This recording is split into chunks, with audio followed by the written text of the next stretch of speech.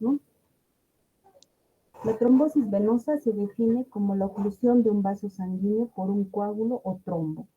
Puede ser en un territorio, en este caso venoso, ¿no? Porque estamos hablando de las venas, puede ser a nivel del sistema venoso superficial o del sistema venoso profundo. La enfermedad tromboembólica venosa es un trastorno clínico que cursa con trombosis venosa profunda y con la complicación más importante que es el embolismo pulmonar. La trombosis en el sistema venoso profundo se le denomina trombosis venosa profunda y puede estar asociada en un porcentaje mayor al 10% con el desprendimiento de un coágulo, un trombo, y este trombo se dispara hacia el árbol pulmonar. Entonces, esa es la trombosis, el tromboembolismo pulmonar, ¿no? El porcentaje depende si la trombosis es proximal o distal. ¿Qué quiere decir? Si este trombo o coágulo que está obstruyendo la vena es distal, o sea, de la rodilla para abajo, tiene poca probabilidad de hacernos un tromboembolismo pulmonar. Pero si este trombo se encuentra de la rodilla para arriba, es una trombosis proximal. Entonces, esta es la que tiene mayor riesgo de hacer la complicación, que es el tromboembolismo pulmonar. Entonces, la trombosis venosa profunda es la afección más importante de las venas periféricas. Frecuentemente se asocia con la embolia pulmonar, ¿no? Porque ya hemos dicho, sobre todo si es a nivel proximal. Más del 50% de estas trombosis venosas proximales, es decir, de la rodilla para arriba, nos van a producir el tromboembolismo pulmonar. Más del 90% de casos de tromboembolismo pulmonar, el factor de riesgo de estos pacientes es la trombosis venosa profunda. Entonces, para que se dé la trombosis venosa profunda, debemos tener, debemos tener en la fisiopatología tres condiciones, que es conocida como la triada de Virchow. Estas son las tres condiciones de la triada de Virchow. Está la éstasis sanguínea, la lesión vascular y la hipercoagulabilidad. Entonces, si tenemos estos tres factores, nos va a llevar a una trombosis venosa profunda. ¿Y por qué tendríamos éstasis sanguínea? Podemos tener éstasis sanguínea a nivel de las venas porque el paciente puede ser un paciente inmovilizado, puede ser un paciente que tenga, por ejemplo, falla cardíaca y esté postrado, no, que haya algunos estados de hiperviscosidad sanguínea. Ahora, ¿por qué podría tener lesión vascular? Por ejemplo, es que el paciente haya tenido una vasculitis o una cirugía, o un acceso venoso o un traumatismo, ¿no? ¿Y por qué habría coagulabilidad? Puede ser por múltiples factores, ¿no? Alteraciones, por ejemplo, de la proteína C, de la proteína S, de la antitrombina 3, resistencia de la proteína C, una hiperhomocisteinemia, puede haber un síndrome antifosfolipídico, o también es muy frecuente, chicos, por ejemplo, en pacientes oncológicos, ¿no? Hay muchos pacientes que tienen cáncer y no debutan con el mal del cáncer, sino debutan haciendo una trombosis venosa profunda. Entonces, cuando se hace el estudio, se buscan los factores de riesgo, por qué ha tenido trombosis venosa este paciente.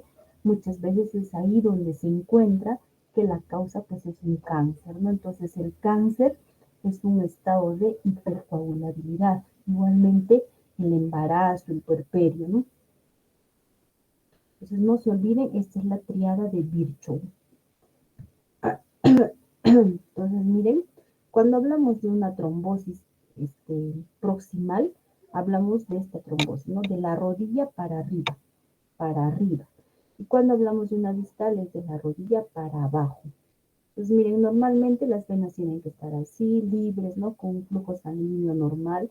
Cuando hablamos de esta trombosis venosa profunda, es que un trombo o un coágulo está obstruyendo el trayecto de la vena y hace pues que en la parte distal de ese trombo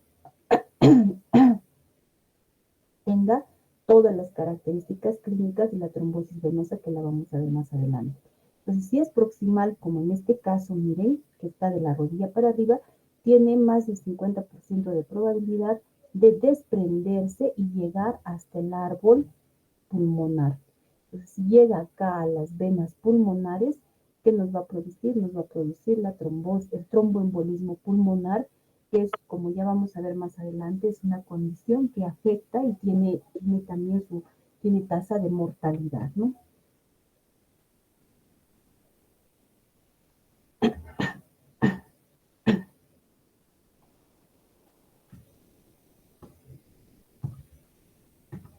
Ya.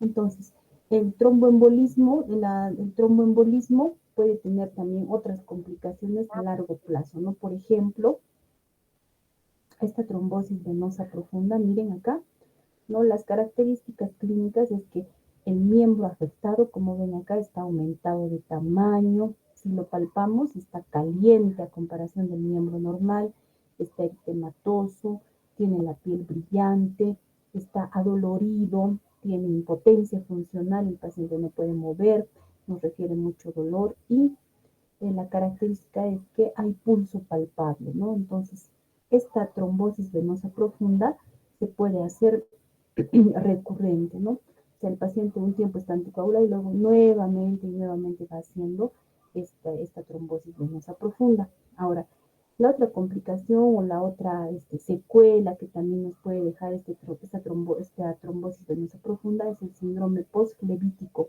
Ustedes están viendo en las rotaciones de cardiología, muchos pacientes tienen los miembros inferiores con la piel oscura, ¿no? Una piel oscura, incluso puede producirse este, este, estas úlceras, ¿no? Que no cicatrizan, sobre todo estas úlceras a nivel del malleolo interno. Son úlceras que son permanentes, no llegan a cicatrizar bien. Ahora, otra complicación es, por ejemplo, que este coágulo o trombo no se desprende en gran cantidad, sino se desprendan así en muy pequeñas partículas del trombo y lleguen al árbol pulmonar, produciéndonos a la larga hipertensión pulmonar. Ahora, esta es para volver a, a comentarles sobre la triada de Virchow, ¿no? Esa es la triada de Virchow. Un flujo sanguíneo lento o estasis sanguínea que ya hemos visto, ¿no? Porque un paciente, por ejemplo, ha tenido un traumatismo, es un paciente que está inmovilizado, los estados de hipercoagulabilidad que ya lo hemos visto, entre ellos el cáncer y el daño vascular, ¿no? Este daño vascular que se puede producir por un traumatismo, se puede producir por una cirugía, por ejemplo. En cuanto a los factores de riesgo, ¿no? Para hacer una trombosis venosa profunda está la edad, más de 40 años, el sedentarismo, una inmovilización prolongada, una cirugía ortopédica de grandes articulaciones, por ejemplo, esos pacientes que tienen reemplazo de cadera, de rodilla, ¿no? Fracturas de miembros inferiores de huesos largos como el fémur, la pelvis, el uso prolongado del torniquete neumático, un trauma vascular, el uso de hormonas en lo que son las mujeres, ¿no? De estrógenos es un factor de riesgo, el embarazo, el puerperio son estados de hipercoagulabilidad, la insuficiencia venosa profunda, el cáncer, el lupus eritematoso sistémico, el síndrome antifosfolipídico, la obesidad mórbida, el hecho de que se le haya colocado un catéter venoso central. Y por último, chicos, también es un factor de riesgo la cirugía bariátrica, ¿no? Que es una cirugía que se hace muy frecuentemente en nuestro tiempo, que es una cirugía pues para obesos mórbidos, ¿no? Para prevenir lo que son la hipertensión, la diabetes, también es un factor de riesgo para hacer trombosis venosa profunda. Entonces, miren, en cuanto al cuadro clínico, como vemos, es un edema unilateral, ¿no? Es un edema en solo en uno de los miembros, ya hemos dicho, ¿no? Incluso tiene esta característica, puede tener en algunos este color anaranjado, ¿no? Que se conoce como la flegmasia cerulea dolens. Es este color anaranjado que toma la piel del miembro afectado. Ahora, para hacer el diagnóstico se recomienda el empleo del modelo clínico de Wells para ver si hay probabilidad de hacer del diagnóstico sea una trombosis venosa profunda.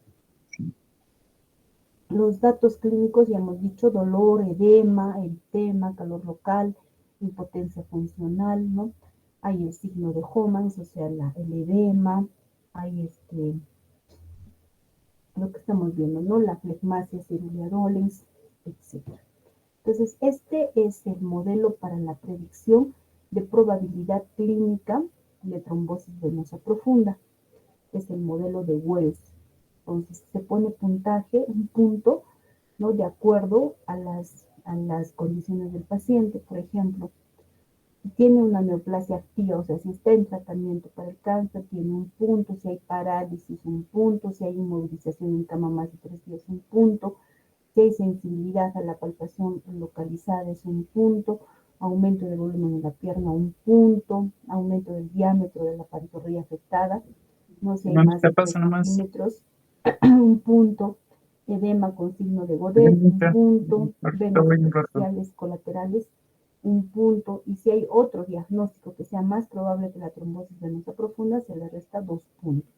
Entonces, la probabilidad clínica es alta cuando hay más de 3 puntos, es No moderada te pasa cuando hay de nomás. 1 a 2 puntos y tiene baja probabilidad cuando es 0 puntos. Entonces, estas Ah, son las condiciones para hacer el diagnóstico de ah, trombosis venosa profunda. Ahora, el otro examen, chicos, que ya conocemos, ¿no? Que, o esos muchos salchichitos, conocen, pues, ahí, pancito. Y luego, con... es el dosaje del dímero D, ¿no? El dímero D es un producto de degradación de la fibrina, ¿no? Entonces, ¿qué nos indica el dímero D? Que en algún lugar del cuerpo se está alisando un trombo, es lo que nos indica. Entonces, el dímero D, por ejemplo, está alto si el paciente ha estado inmovilizado o ha estado hospitalizado días previos. Ahora, el dímero D no es un examen que nos confirme el diagnóstico, pero sí es un examen que nos va a excluir el diagnóstico. Quiere decir, si nosotros tenemos un dímero D positivo, no nos está confirmando el diagnóstico, pero si tenemos un dímero D negativo, sí nos está descartando el diagnóstico, entonces tiene alta sensibilidad, pero siempre se debe pedir el dímero D si el paciente viene de manera ambulatoria, ¿no? Porque si es un paciente que ya ha estado hospitalizado, que ha estado ya en reposo, lo más probable es que el dímero D salga alto. El otro examen es el ecodoppler, ¿no? Que es el examen que solicitamos incluso con más frecuencia, ¿no? Esto se debe hacer en pacientes con sospecha clínica de la enfermedad. Ahora, el ecodoppler, como vemos acá, es una ecografía a nivel de las venas, ¿no? Donde podemos ver, por ejemplo, si el calibre es normal o si hay un trombo, ¿no? Que está obstruyendo la luz del vaso y también nos puede indicar si la oclusión es severa o es moderada, ¿no? O es leve, a qué nivel es la oclusión, si es distal, si es proximal, etc. Buenas Entonces, el noches. ecodoppler Buenas noches. tiene alta sensibilidad y también tiene alta especificidad. Ahora, la resonancia magnética, miren, tiene una sensibilidad del 91.5 y una especificidad del 94.5. Entonces, este examen tiene pues mucha más sensibilidad y especificidad, pero no se recomienda de forma rutinaria, ¿no? O sea, no sobre el ecodoppler, ¿no? El ecodoppler es el examen que nos debe indicar cuál es dónde está el trombo, todo. Entonces, ahora, la resonancia magnética, como ya hemos dicho, Gracias. es el examen que tiene más sensibilidad y más especificidad, pero no vamos a pedir resonancia a todos los pacientes, pues, ¿no? Porque además tienen que ser sometidos a una sustancia de contraste, etc. Entonces, el dímero D sale alto cuando el paciente está séptico, por ejemplo, ¿no? Ahora, hay metaanálisis de que la tomografía para el diagnóstico encontró una sensibilidad de 95.9 y una especificidad de 95.2, ¿no? O sea, tiene resultados similares al ecodoppler. No se recomienda tampoco de forma rutinaria la tomografía sobre el ecodoppler. Entonces, como están viendo, La tomografía y la resonancia tienen alta sensibilidad y alta especificidad, pero no se recomienda de manera rutinaria. Lo que se debe hacer en estos casos es el ecodoppler.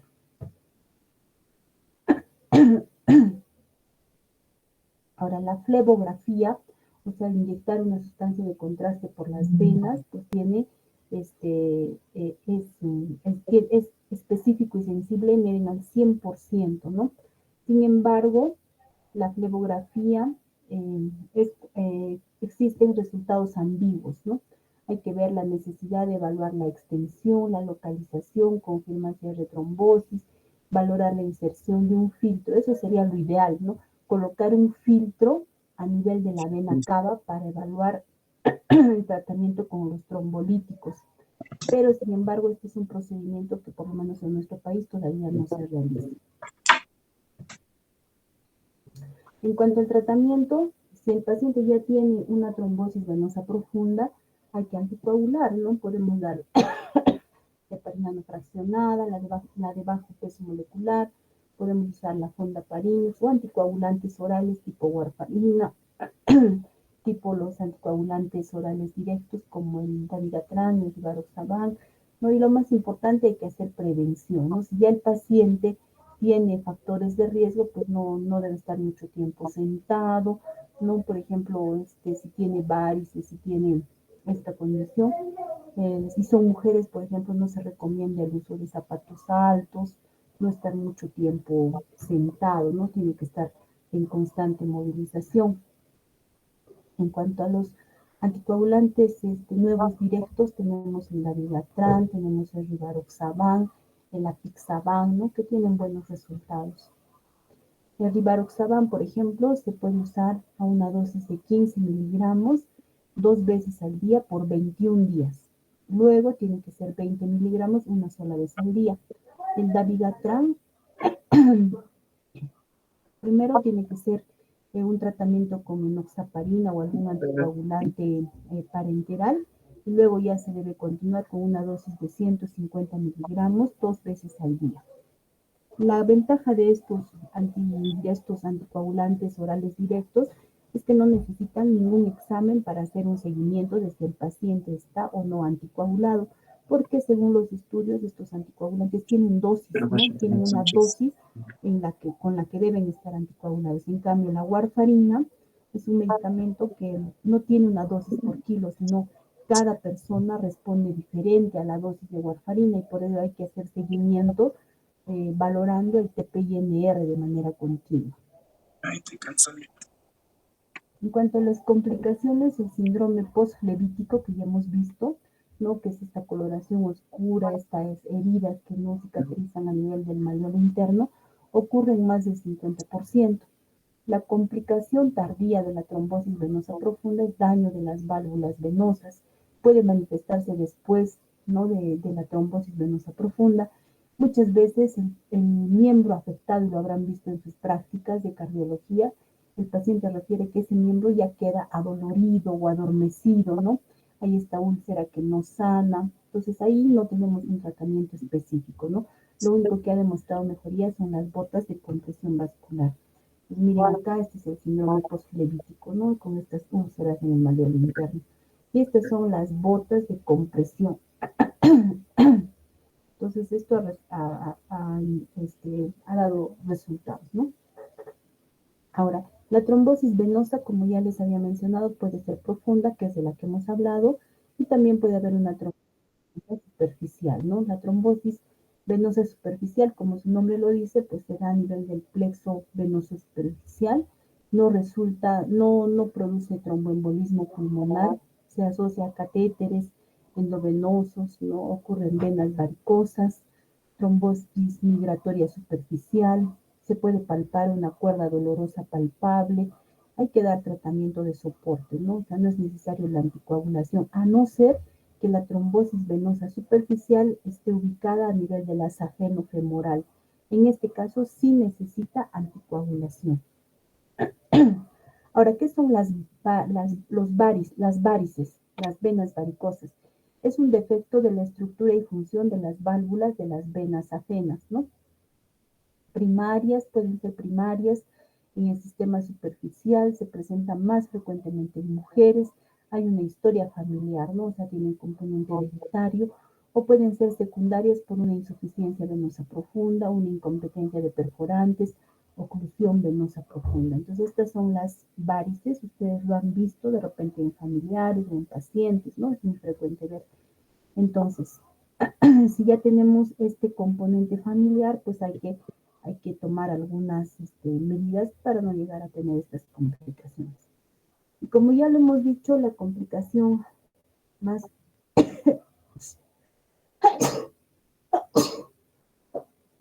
ay, perdón.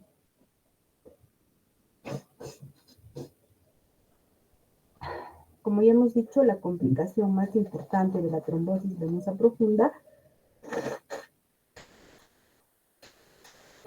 es la tromboembolia pulmonar, ¿no? Ahora, chicos, miren, para, para que estemos más seguros de lo que estamos hablando, ¿no? Cuando hablamos de trombosis venosa profunda, esta trombosis venosa profunda nos puede dar dos tipos de complicación embólica. Uno puede ser una embolia paradójica y otra la tromboembolia pulmonar. ¿Qué es la embolia paradójica? Es cuando este trombo que se desprende de las venas llega a la aurícula derecha, ¿no? En la aurícula derecha hay pacientes que tienen un foramen oval permeable, es decir, una comunicación intraauricular pequeñita, menos de 3 milímetros, pero hace que este trombo, este coágulo, pueda pasar por este foramen oval permeable de la aurícula derecha a la aurícula izquierda. Y de la aurícula izquierda se desprende hacia la circulación sistémica, ¿no? Esa es la tromboembolia paradójica, que es menos frecuente, ¿no? Porque el paciente, pues con esta condición tendría que tener ese foramen oval permeable. Y la otra complicación es esta, la tromboembolia pulmonar, que es un desprendimiento de un trombo de la trombosis venosa profunda. Va a producir anormalidades respiratorias como hipoxemia, hay un gradiente de tensión de oxígeno alveolo arterial incrementado, hay una ineficiencia para transferir oxígeno a través de los pulmones, aumento del espacio muerto tanto anatómico como fisiológico. Por tanto, hay una alteración en el intercambio de oxígeno y CO2 a nivel de los pulmones. No hay una resistencia vascular pulmonar incrementada, intercambio gaseoso inadecuado, hiperventilación alveolar, incremento de la resistencia. Cierra, cierra, no voy, por favor. Incremento de la resistencia de la vía aérea, disminución de la distensibilidad pulmonar y hay una disfunción sobre todo a nivel del ventrículo derecho. Entonces, esta tromboembolia pulmonar nos puede llevar a una falla cardíaca, ¿no? Y la fisiopatología es así, no tenemos esta obstrucción a nivel del vaso, de la vena, ¿no? Que va a producir este desprendimiento que va a llegar a lo que son las cavidades derechas, se va a agrandar estas cavidades derechas, hay una desviación del septum del ventrículo derecho hacia el ventrículo izquierdo, por tanto va a haber afectación del ventrículo izquierdo, hay una isquemia a nivel del ventrículo derecho y va a producir bajo gasto cardíaco, ¿no? Ahora, esta enfermedad, chicos, de la tromboembolia pulmonar se conoce como la gran simuladora. ¿Qué quiere decir? Que simula, por ejemplo, una falla cardíaca, simula un infarto, simula hasta una neumonía, ¿no? Entonces, siempre para que nosotros lleguemos a diagnosticar esta enfermedad, tenemos que pensarla, tenemos que sospechar de esta enfermedad, tenemos que buscarla, ¿no? Y la característica es generalmente el dolor torácico, dolor y la disnea súbita que presenta el paciente. O sea, de un momento a otro empieza a tener esta dificultad respiratoria, con taquipnia, con disminución de la saturación. Entonces, dolor y disnea de inicio súbito, ¿no? Es lo que nos va a dar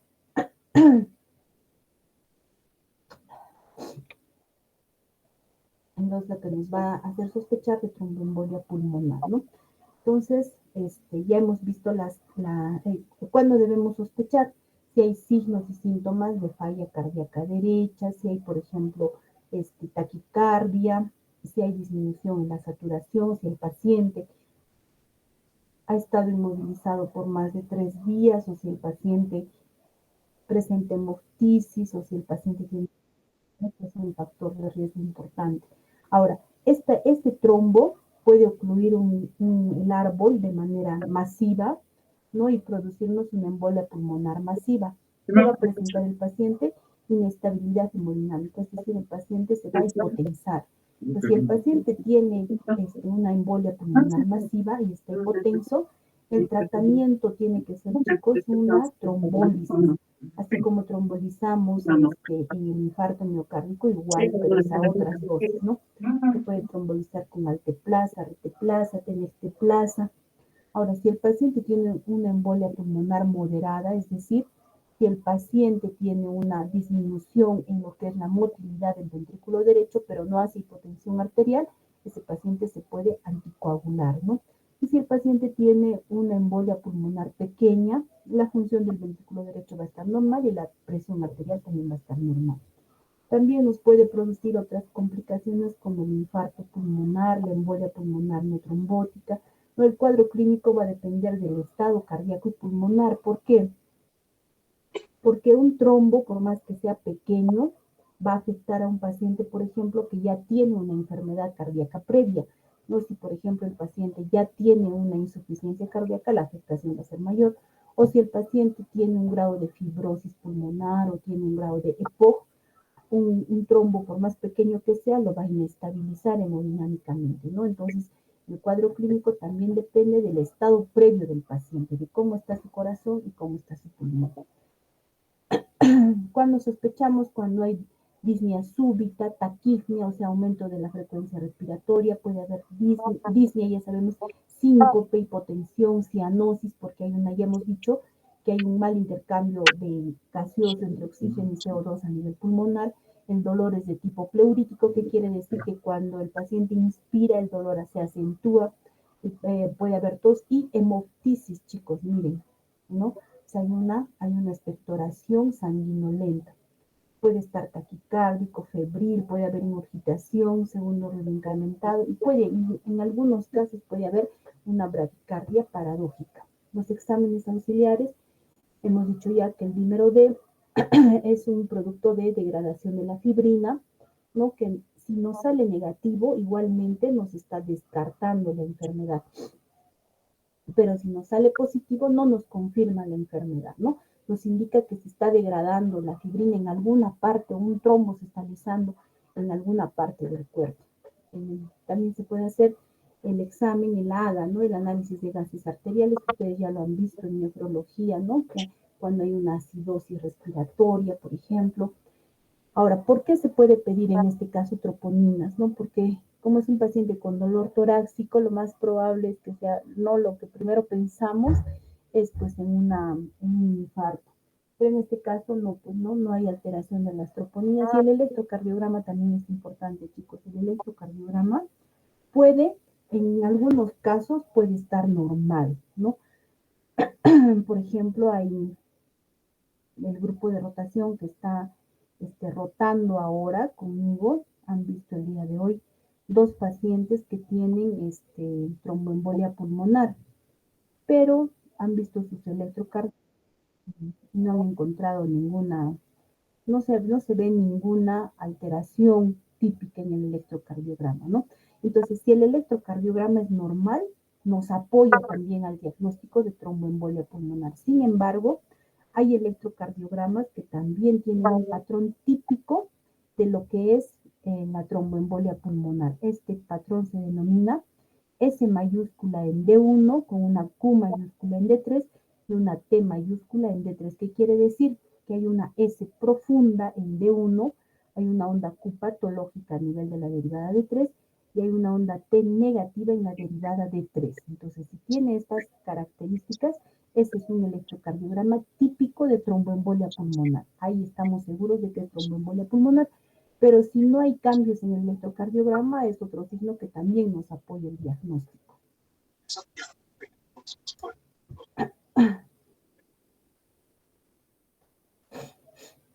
Ahora, la placa radiográfica también es muy importante. No podemos encontrar, por ejemplo, una elevación del diafragma del tórax afectado, por ejemplo, una elevación del hemidiafragma, ¿no? Como acá, por ejemplo, ¿no? Que se llama la joroba de Hampton.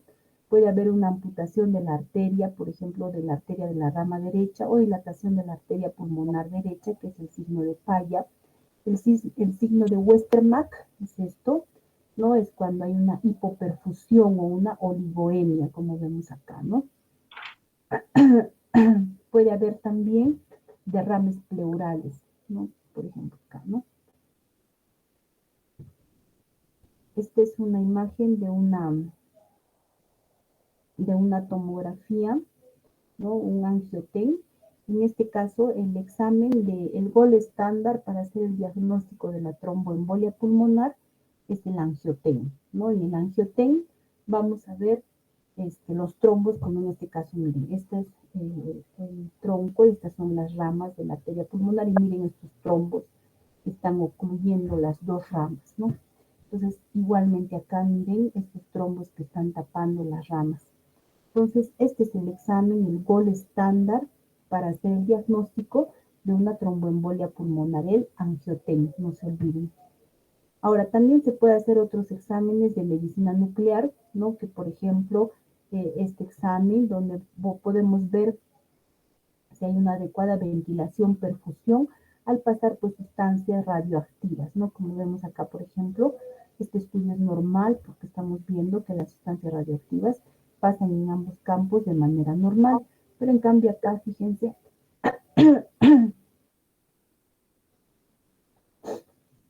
acá vemos que las sustancias radioactivas no están siendo captadas normalmente en ambos campos pulmonares, ¿no?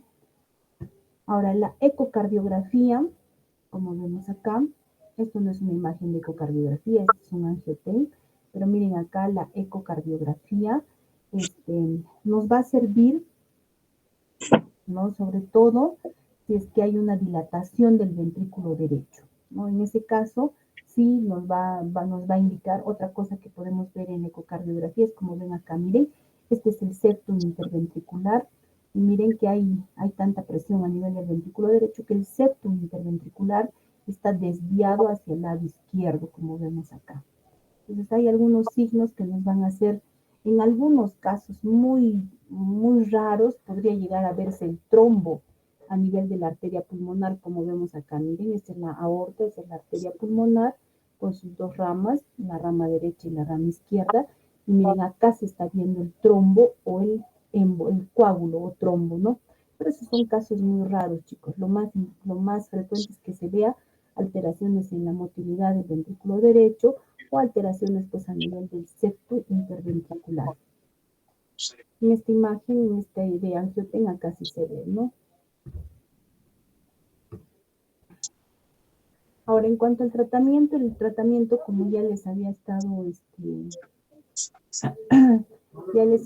mencionando, cuando es un tromboembolismo masivo, es decir, cuando el paciente tiene inestabilidad hemodinámica, está hipotenso, lo que tenemos que usar es hay que hacer una fibrinólisis, ¿no?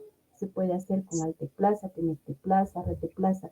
Y cuando el paciente tiene un tromboembolismo moderado a leve, no hay compromiso hemodinámico, se puede usar los anticoagulantes parenterales o los anticoagulantes orales tipo warfarina o los nuevos anticoagulantes orales tipo rivaroxaban, abigatran, apixaban, etc. Entonces, fíjense, en algunos casos también una repercusión, miren, ¿no? Este es el árbol pulmonar, ¿no? Vemos que hay trombos, estos coágulos que están obstruyendo, se puede pasar un catéter y recanalizar a nivel de la arteria que esté obstruida.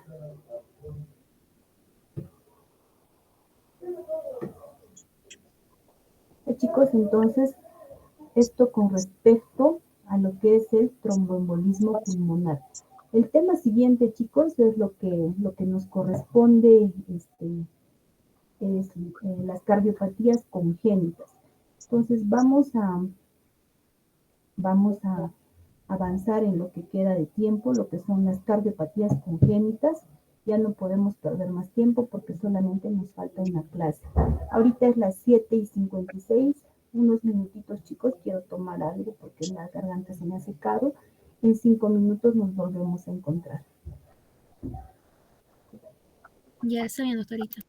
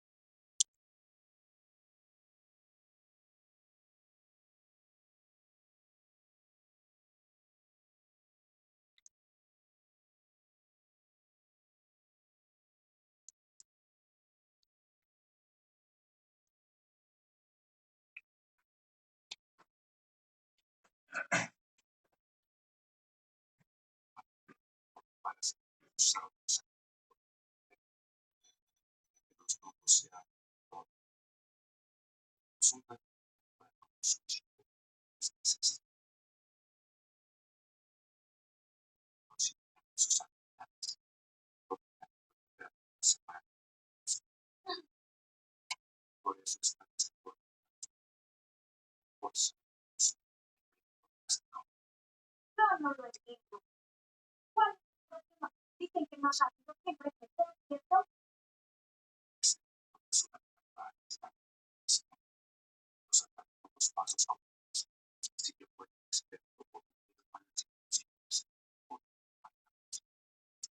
Sí, pero no es experto o más rápido. Estaremos acá, ¿o no?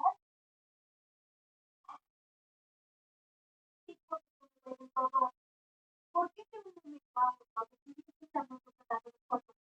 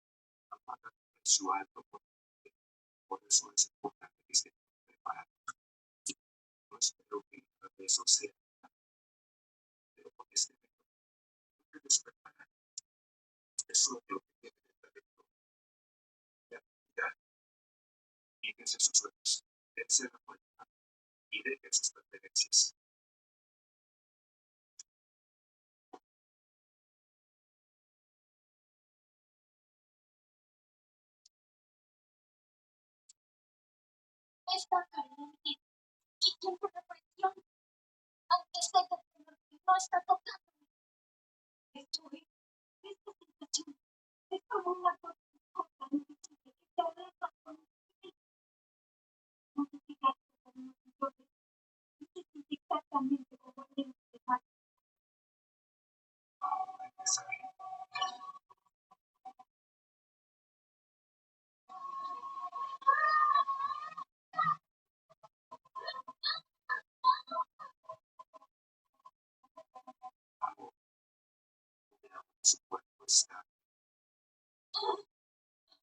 Esto es,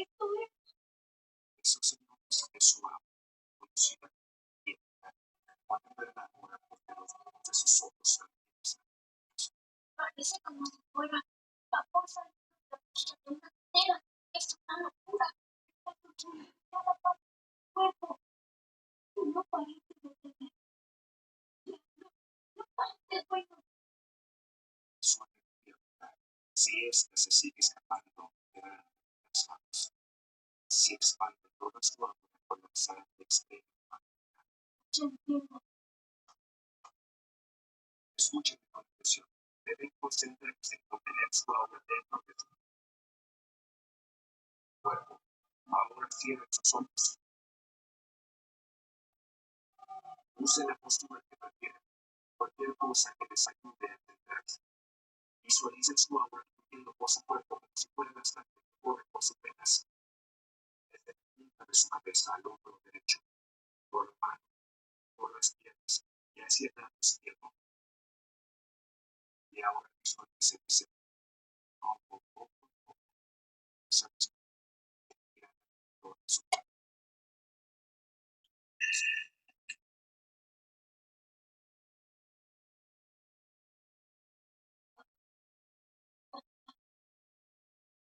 Estos tipos son necesitan que postura natural sería más activa. Aumentado de que con tan solo unas sencillas instrucciones. Es magnífico. Abran lentamente sus ojos. Díganme cómo se siente. Siento como si estuviera repasando un libro de las cosas. Se siente como si usara ropa. Lo que la música para usar esas imágenes, ya que las enseguida podrán usar el bien de su vida.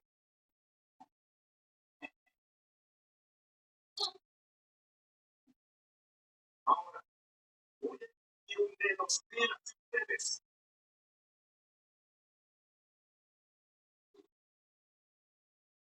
Antes de que sus globos fueran abiertos, enfrentar algo así les causaría un terrible dolor. Sí, de acuerdo. Ya entiendo. Otra tecnología de la película tiene sentido. Si pueden defenderse de nivel, les aseguro que aquí podrán atravesar su barrera también. ¡Prepárense!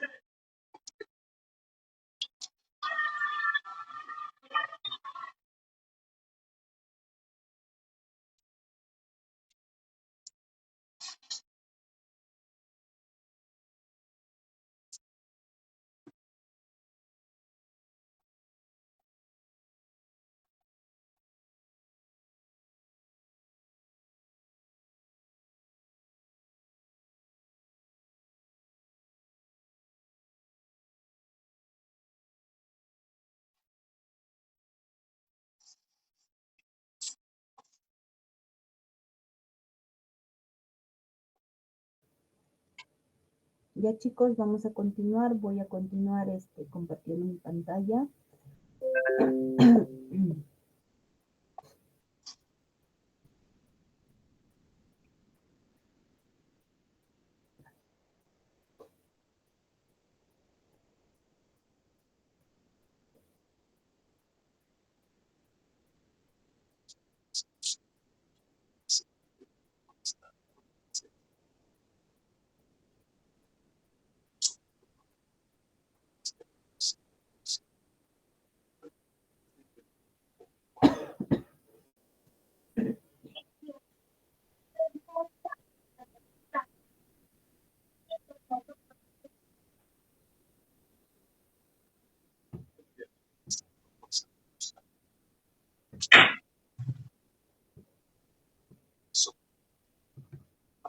Chicos, a ver, Pati, ¿me escuchas? Sí, doctorita, sí se la escucha. Ya, Pati. Entonces, chicos, continuamos con este tema, que son las cardiopatías congénitas. Entonces, para hablar de cardiopatías congénitas, hay algunas cositas que tenemos que recordar, que la circulación fetal, pues, es distinta a la circulación de, de un recién nacido, ¿no? Mucho más de un adulto. Entonces, en la circulación fetal, la oxigenación no se realiza a nivel de los pulmones. Ya sabemos que los pulmones están colapsados dentro de agua. Entonces, esta oxigenación se realiza a nivel de la placenta. La circulación venosa y arterial no están como en el adulto completamente separadas, ¿no? Porque ya sabemos que en el adulto pues hay una circulación venosa y una arterial. En cambio, en la circulación fetal hay puntos donde hay conexión entre la circulación venosa y la circulación arterial. Ahora, después del nacimiento ocurren cambios, ¿no? Postnatales. Bienvenidos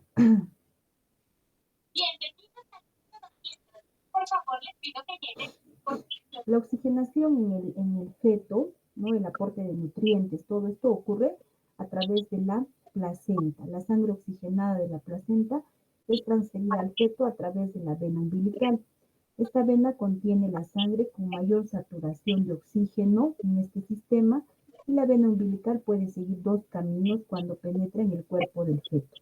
Puede desembocar directamente en el conducto venoso que está detrás del hígado y desembocar a la vena cava inferior, o puede unirse a la circulación hepática, ¿no? Entonces forma parte de la circulación portal. Una vez que nace el neonato, va a haber cambios a nivel de lo que es el sistema circulatorio. ¿Qué va a pasar una vez que nace? Hay expansión de los pulmones, entonces va a haber una mayor presión en el lado derecho, ¿no? Por tanto, el foramen oval, que normalmente es una comunicación interauricular pequeña entre las aurículas, se cierra. Primero hay un cierre, primero hay un cierre fisiológico y luego anatómico, ¿no? También se va a producir el cierre del conducto arterioso, que en la vida fetal está permeable, ¿no? Y una vez que el neonato hace las primeras respiraciones, ¿no? El conducto arterioso va a tener un cierre primero funcional y luego va a tener un cierre anatómico. Entonces, estos cambios se van a dar en el momento del nacimiento. Ahora, cuando hablamos de cardiopatías congénitas, vamos a hablar de dos tipos de cardiopatías, lo que son las cianóticas y las acianóticas. Las acianóticas, como su nombre lo dice, pues no hay ese tinte azulado, cianótico a nivel de la piel, de las mucosas, ¿no? ¿Y por qué por qué no hay cianosis? Porque no hay esta mezcla de sangre entre la sangre venosa y la sangre arterial. En cambio, en lo que son las enfermedades las cardiopatías congénitas cianóticas, sí hay esta mezcla de sangre entre la sangre venosa y arterial. Entonces ahí se produce este tinte azulado. Ahora, las acianóticas son más frecuentes, ¿no? Son casi el 90%, las cianóticas son menos frecuentes. ¿Y cuándo debemos sospechar? Cuando el niño, por ejemplo, presenta soplo al momento de nacer, cuando el niño presenta taquipnia, es decir, una frecuencia respiratoria mayor a 60 por minuto, ¿no? Porque en el neonato la frecuencia máxima es 60 respiratoria, ¿no? Cuando el niño tiene alteración de los pulsos y mucho más, pues cuando el niño presenta cianosis. Entonces, vamos a empezar describiendo lo que son las cardiopatías congénitas acianóticas.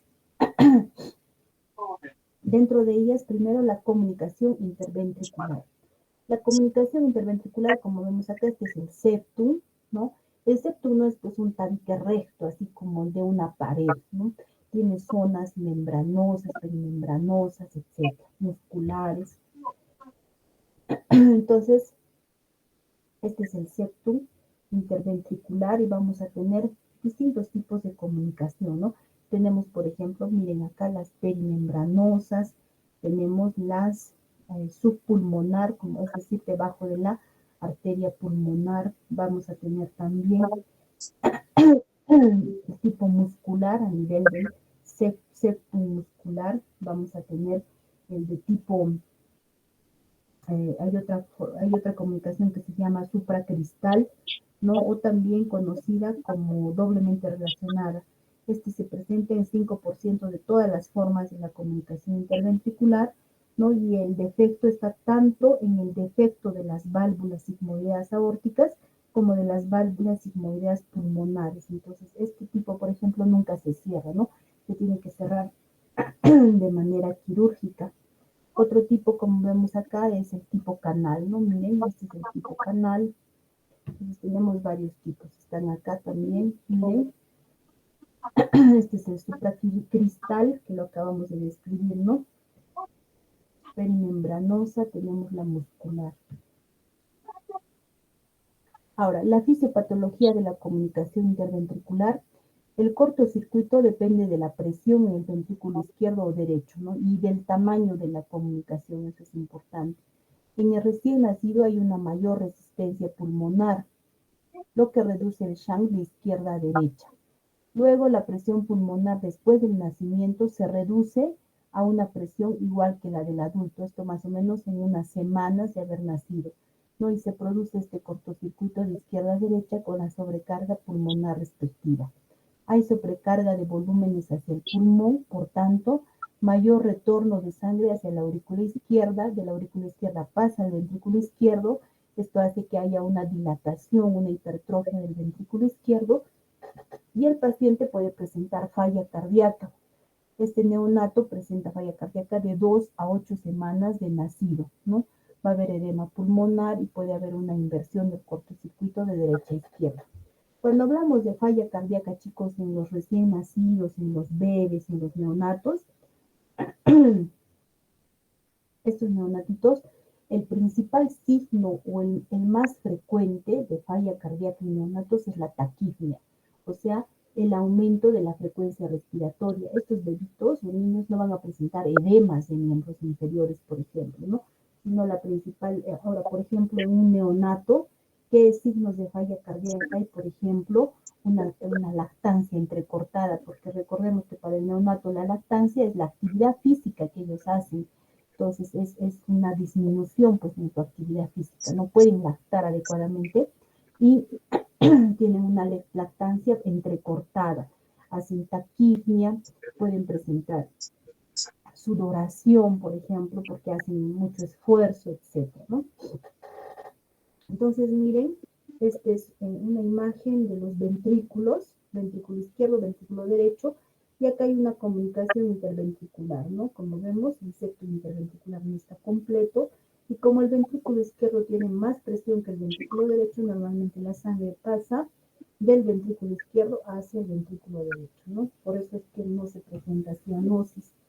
Ahora, pueden ser grandes, pequeños o medianos. Esto en cuanto a la relación con el anillo aórtico, ¿no? Por ejemplo, cuando decimos que es pequeño, cuando el tamaño de la comunicación interventricular es menos a 1/3 del anillo aórtico. Cuando es mediano, cuando la comunicación interventricular es de 1/3 a menos de 1 en lo que respecta al tamaño del anillo aórtico. Cuando es grande, cuando es más grande que el anillo aórtico. Entonces, miren, la sangre pasa de aurícula, ventrículo, y del ventrículo la sangre pasa al ventrículo derecho. Entonces, va hacia la arteria pulmonar sangre oxigenada, ¿no? Por eso es que el paciente, pues, va la sangre oxigenada y nuevamente se oxigena a nivel del pulmón. Entonces, estos pacientes no presentan cianosis, por eso es una enfermedad acianótica. Si es pequeña la comunicación interventricular, ¿no? Se conoce como tipo Roger, o sea, pequeña. El paciente está asintomático, puede ganar peso normal. Lo que se va a escuchar es un soplo que dura durante toda la sístole con una intensidad de 3/4.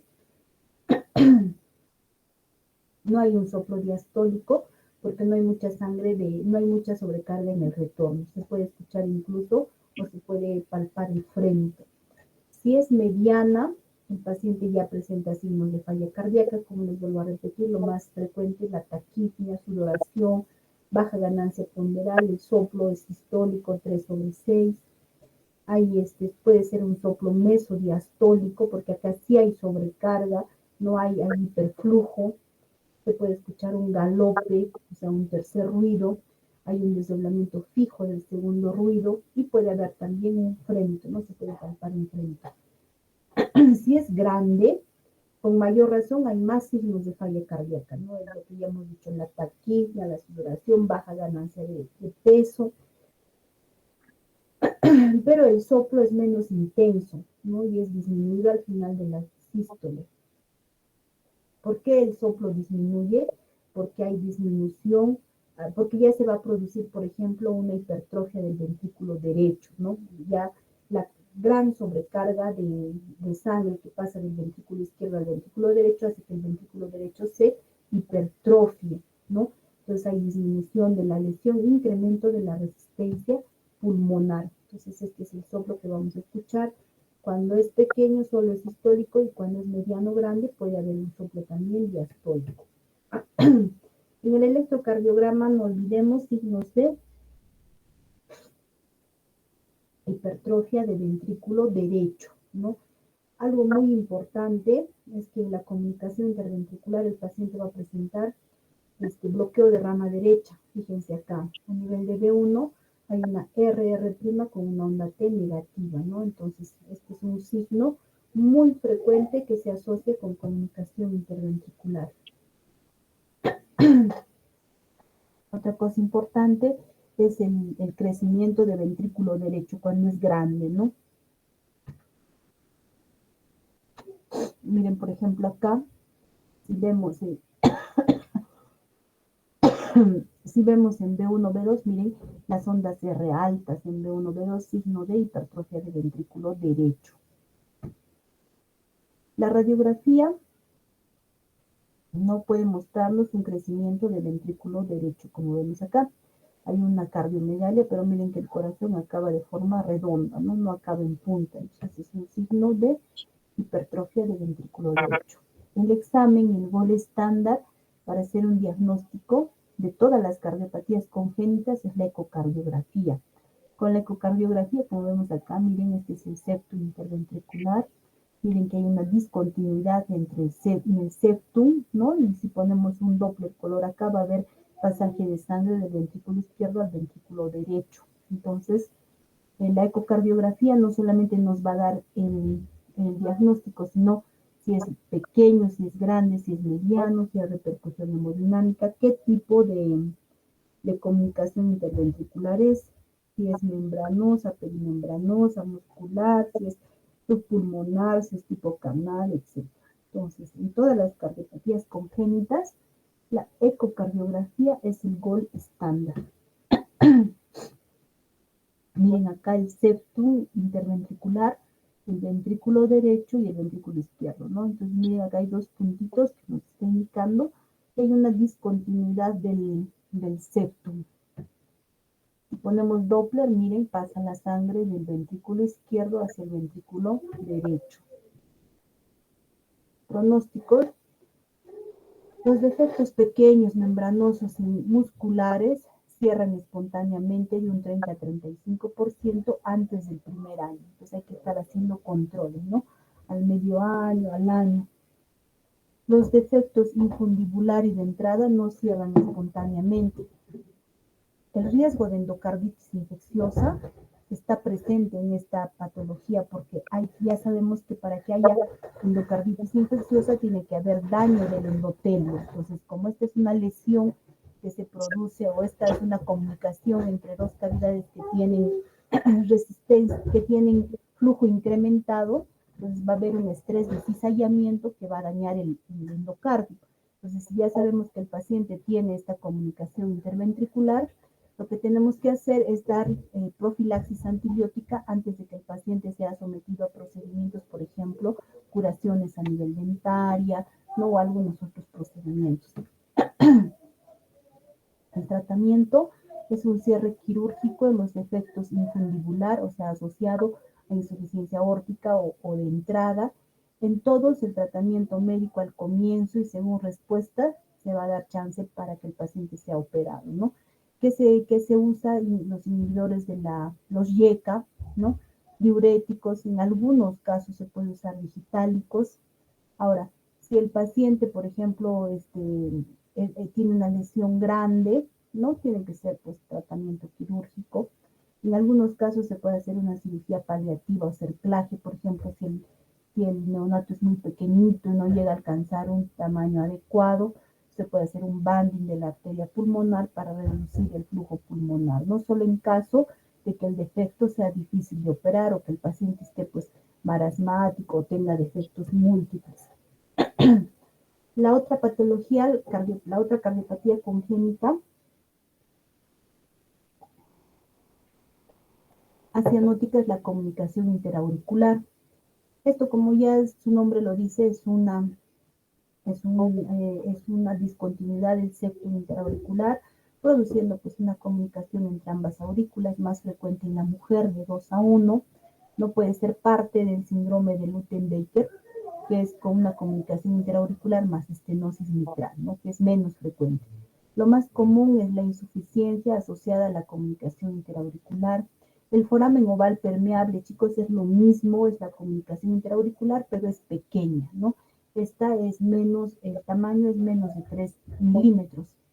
Entonces, y se cierra espontáneamente, generalmente hacia los 4 meses.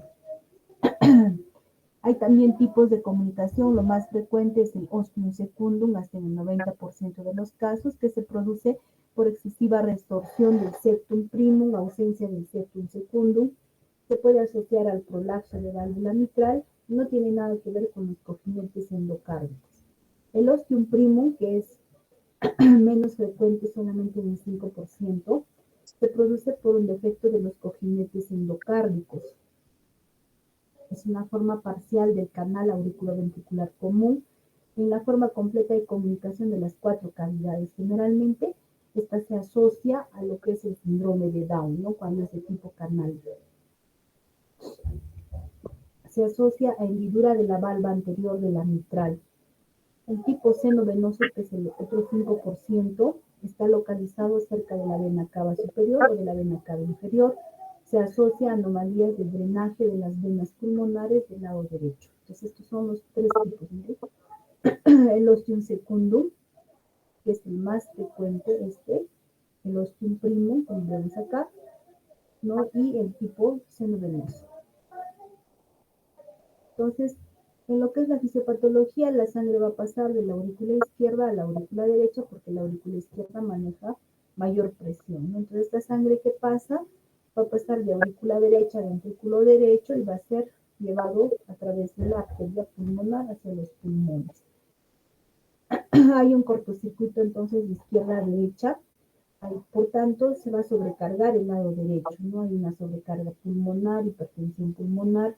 Se puede producir en algunos casos, por ejemplo, cuando ya es mucho tiempo o mucho volumen de sangre que pasa del ventrículo, de la aurícula izquierda a la aurícula derecha, puede haber ya también aumento de la presión a nivel de la aurícula derecha, y aumenta tanto esta presión que va a haber inversión del flujo. O sea, el flujo de sangre puede pasar ya de derecha a izquierda, y esto es lo que se conoce como el síndrome de Eisenmenger, ¿no? O sea, esta inversión del cortocircuito de derecha a izquierda.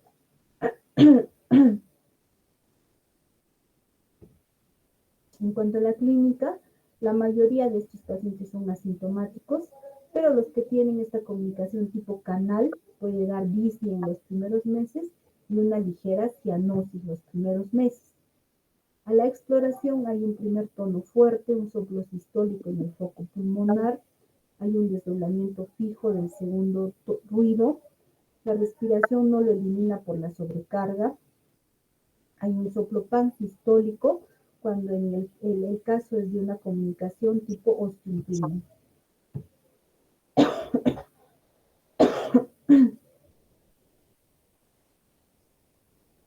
En el electrocardiograma, lo que vamos a encontrar puede estar también frecuentemente, se puede encontrar en bloqueo de rama derecha, ¿no? Y también lo que vamos a encontrar pues es un crecimiento de aurícula derecha. Esta es una imagen de una comunicación interauricular, ¿no? Miren, hay una cardiomegalia, como ya hemos visto, acaba en forma redonda, ¿no? También hay un aumento a nivel de lo que es la arteria pulmonar, porque nos va a producir hipertensión pulmonar. Y como vemos, las cavidades derechas están crecidas porque acaba en forma redonda. La ecocardiografía, como ya hemos dicho, es el examen gold estándar de todas las cardiopatías congénitas. ¿Por qué te gusta moverte la cabeza y los pies al aire? Este es el septum interauricular, esta es la discontinuidad del septum, y la sangre normalmente pasa de aurícula izquierda a aurícula derecha, pero cuando ya es mucho el volumen y el tiempo, hay una inversión del flujo, ¿no? Produciendo el síndrome de Eisenmenger. ¿Dónde la sangre va a pasar? Te van De a derecha a izquierda. El pronóstico, algunas cierran antes de los 2 años, las comunicaciones interauriculares pequeñas, es decir, menos de 8 milímetros de diámetro, tienen un buen pronóstico sin tratamiento. El cierre espontáneo es más del 87% en el primer año de vida. El pronóstico son asintomáticos, ¿no? Dependiendo del grado del tamaño también, ¿sí? Esta es la cardiopatía congénita que se diagnostica con mayor frecuencia en la adultez. Entonces ya estos pacientes se les diagnostica hacia los 30 o 40 años de vida, ¿no? La mayoría decide a esta edad ya un tratamiento quirúrgico. ¿Para qué? Para evitar este síndrome de Eisenmenger, o sea, esta inversión del flujo de derecha a izquierda, ¿no? Sobre todo el tratamiento debe ser más rápido si hay esta comunicación interauricular de tipo canal auriculoventricular. Que les funcione. No está suponiendo. No sé si lo ponen ahí a compartir. Mi mamá no sé cuándo me va a vacunar a mí. Si hay un flujo pulmonar más elevado que el flujo sistémico, deben operarse hasta los 3 a 6 años, ¿no? Si tiene síntomas, se debe operar a cualquier edad. Aquí va, aquí Si el flujo de la pulmonar es menos que el sistémico, no se debe operar, ¿no? Ya, Y pero si en cuanto al tratamiento, pues el tratamiento se puede hacer una sutura o coser, ¿no? O se puede colocar un parche, tiene una mortalidad menor al 1%.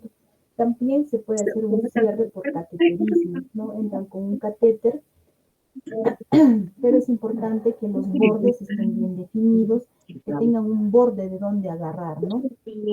El diámetro sea menos de 20 a 25 milímetros, que no tenga otra anomalía. Entonces, en esos casos se puede colocar un dispositivo conocido como el Amplatzer, que es, entran por un catéter, colocan el Amplatzer, que es como una paraguitas, una sombrilla que se abre en el espacio donde está la comunicación interauricular y muerde los bordes de ambos bordes, ¿no? Muerde y se cierra ese nivel. Este es el tratamiento convencional quirúrgico, ¿no? Donde se tiene que entrar por un corte y se sutura esta comunicación interauricular. Y el otro es el Amplatzer, como vemos acá. Entonces acá no hay corte, entran por un catéter, miren, acá está la comunicación entre las aurículas y este es el Amplatzer. Entonces acá se abre el Amplatzer, miren, que muerde ambos bordes y se coloca y cierra el septum interauricular, ¿no? Este es el Amplatzer, como vemos acá. Entonces eso con respecto a la comunicación interauricular. La otra patología de la que vamos a hablar es la persistencia del conducto arterioso, ¿no? Conocido como ductus arterioso permeable. Entonces, en la vida fetal, el ductus tiene que estar, es una comunicación, es un shunt que debe estar permeable, está abierto, ¿no? Pero ya hemos visto que después del nacimiento hay un cierre primero fisiológico y luego anatómico. Entonces, ¿qué es el ductus? Es esta comunicación, miren, entre la aorta, que es esta, y la arteria pulmonar. Miren, acá entre la aorta y la arteria pulmonar hay una comunicación entre ambos grandes vasos, ¿no? Entonces, este ductus se cierra generalmente a las 10 a 15 horas después del nacimiento. Demora más tiempo en cerrarse en prematuros. El mecanismo es por una disminución de la prostaglandina E1, E2 y 2 o su menor sensibilidad a estas prostaglandinas por el aumento de oxígeno en el momento del nacimiento. Entonces, en las primeras 12 horas de nacido hay una liberación de músculo liso y acercamiento de la íntima y plegamiento y cierre fisiológico. Hacia las 2 o 3 semanas se produce la fibrosis de la media e íntima y se forma este ligamento, ¿no? Entonces, el cierre, hasta en el 90% de los casos, ya este cierre anatómico, se da a las 8 semanas de nacido. Ahora, en prematuros cierra más tardíamente porque hay una mayor sensibilidad a las prostaglandinas o porque hay una mala migración de la musculatura irisal. Pues En cuanto a la evolución, ¿Han puesto? se produce un shunt de izquierda a derecha, ¿no? O sea, de aorta hacia arteria pulmonar. Aumenta el retorno venoso al lado izquierdo, por tanto aumenta la precarga, ¿no? Con mayor trabajo, hipertrofia y dilatación del mismo. Entonces, según el grado, si es moderado o severo, se puede tolerar o no, ¿no? En este caso, sí, chicos, cuando uno diagnostica persistencia del conducto arterioso, este debe ser siempre cerrado quirúrgicamente, Esta parte ¿no? quiere que le así. Hágale con tu así.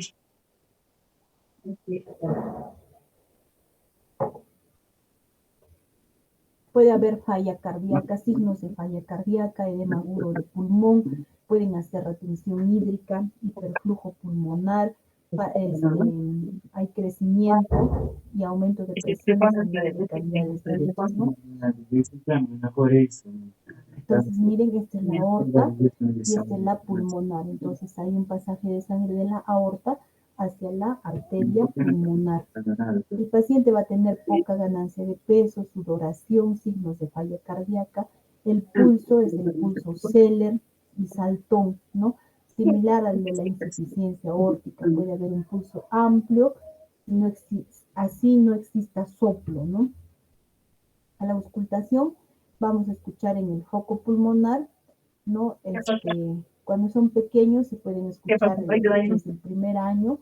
El soplo sistólico en el ductus es un soplo continuo, ¿no? Entonces el soplo de persistencia del conducto arterioso o de ductus arterioso es un soplo tanto en la sístole como en la diástole. No es el soplo conocido como de Gibson o el soplo en maquinaria. Entonces, tanto en la sístole como en la diástole. La característica es que hay una diferencial, la característica diferencial es que aumenta o disminuye con la posición de la cabeza. La presión arterial puede estar aumentada o puede haber una diferencial elevada, ¿no? Entonces este es el soplo de la persistencia del conducto, tanto en la sístole como en la diástole es un soplo continuo en maquinaria o de Gibson. ¿Qué podemos ver ahí en el electrocardiograma?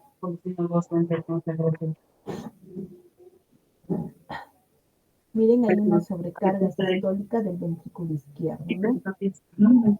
En la placa radiográfica, Es la grasa, ¿cómo es grasa? Vamos a echar tu pollo. miren este corazón. Hay una cardiomegalia, pero la diferencia es que acá ya vemos que hay crecimiento de cavidades izquierdas, ¿no? Miren cómo acaba el corazón. Este corazoncito ya acaba en punta. Entonces vamos a tener esta imagen en la placa radiográfica, ¿no? Una gran cardiomegalia con crecimiento del ventrículo izquierdo, hay congestión pulmonar, hay signos de crecimiento. Miren, este es el cono de la pulmonar, ¿no? Hay un cono de la pulmonar prominente que nos está indicando ya una hipertensión pulmonar. La ecocardiografía, como ya sabemos, es el gol estándar para hacer el diagnóstico y también nos sirve para ver pues, cómo va la relación entre la presión sistémica con la presión pulmonar. Entonces, el diagnóstico es por ecocardiografía. Entonces, todo ductus que se diagnostica, chicos, tiene que ser sometido a un tratamiento de cierre quirúrgico. En este caso, sea grande, pequeño, mediano, ductus diagnosticado, ductus cerrado. Así es la norma en esta patología, ¿no?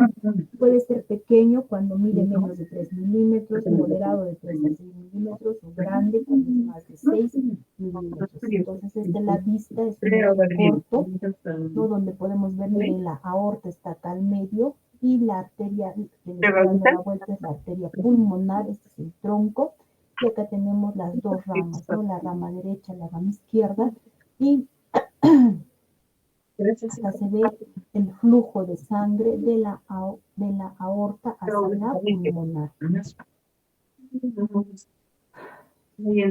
El tratamiento va a depender si el paciente tiene solamente esta patología o tiene una patología compleja que sea ductus dependiente, ¿no? Si el paciente tiene solamente esta patología, debe ser sometido a tratamiento quirúrgico.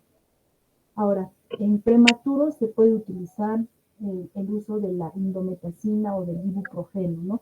Se puede dar pautas cortas, por ejemplo, si es un neonato menos de 1250 gramos de peso, se puede dar 2 miligramos por kilo dosis, ¿no? Al nacimiento, y luego 1 miligramo kilo dosis después de a las 12 y 36 horas. O puede haber también pautas largas, ¿no? De 1 miligramo por kilo por día por 5 a 6 días.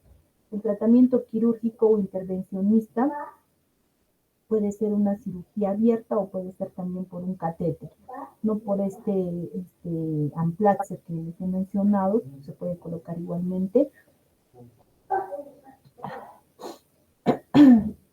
Lo más importante es que el neonato deba pesar más de 8 kilos, deba ser mayor a 1 año, ¿no? Y el tamaño del ducto sea pues menos de 8 milímetros de diámetro. Entonces acá se puede emplear coils o espirales, ¿no? Para cerrar este ductus. Ahora también se puede hacer una cirugía abierta si es más grande el ductus, ¿no? Por ejemplo, se puede hacer una ligadura, se puede colocar clamp, suturar.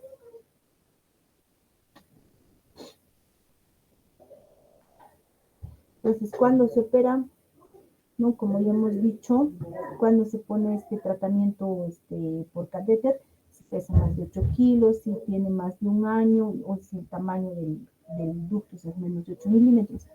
Pero si no tiene estas condiciones, es decir, si pesa menos de 8 kilos, si tienen síntomas, si hay un ductus de gran tamaño o una hipertensión pulmonar muy importante, en estos casos el paciente se tiene que operar, ¿no? O sea, es una cirugía abierta. Entonces, fíjense, este es el ductus, la comunicación entre aorta y pulmonar, y se hace pues esta ligadura, como vemos acá, y luego se sutura en ambos bordes y se corta, como vemos acá, ¿no? Otro tratamiento es este que les menciono por catéter, mediante un Amplaxer, como vemos acá, como doble sombrilla, ¿no? Entran por el catéter, llegan a la zona del ductus y se coloca este dispositivo que es un Amplaxer que va a cerrar la comunicación entre la aorta y la pulmonar. Entonces, chicos, hasta acá lo que son cardiopatías congénitas acianóticas. La próxima clase vamos a hablar sobre las cardiopatías congénitas cianóticas. Vamos a ver la tetralogía de Fallot y lo que es la transposición de grandes vasos, ¿no? Y seguidamente vamos a ver lo que son algunas arritmias importantes que deben conocer, ¿no? Deben saber de qué tipo de arritmia estamos hablando, ¿no? Las más frecuentes, las que tienen que saber diagnosticar como médicos generales. Entonces, chicos, hasta acá nos vamos a quedar el día de hoy. Ya estoy bien, doctorita. Ya.